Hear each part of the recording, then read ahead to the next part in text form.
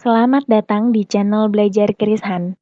Pada kesempatan kali ini, kami akan membahas cara memindahkan saldo akhir tahun lalu pada software Krishan GL.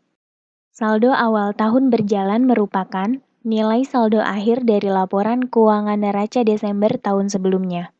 Saldo awal di pembukuan dapat berubah ketika adanya perubahan pencatatan jurnal pada periode tahun sebelumnya. Dalam Krishan GL, pemindahan saldo akhir tahun lalu harus dilakukan apabila kita sudah membuat database tahun berikutnya. Saldo akhir tahun lalu akan menjadi saldo awal tahun berjalan dan tampil pada menu saldo awal. Sebelum melakukan proses pemindahan saldo akhir tahun lalu tersebut, pastikan beberapa hal berikut. Pertama, pastikan tidak ada penambahan atau penghapusan perkiraan pada periode tahun sebelumnya.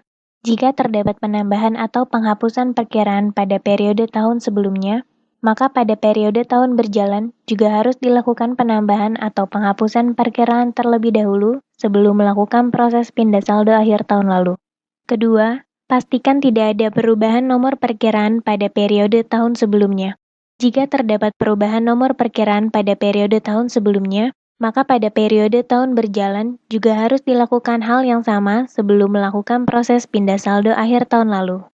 Setelah memastikan dua hal tersebut, berikut cara memindahkan saldo akhir tahun lalu pada software Krishan GL.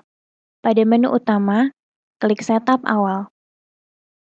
Lalu klik Saldo Awal. Kemudian pada menu saldo awal, klik Pindah saldo akhir tahun lalu.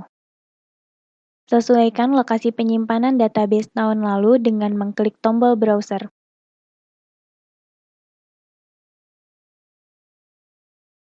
Lalu klik Done.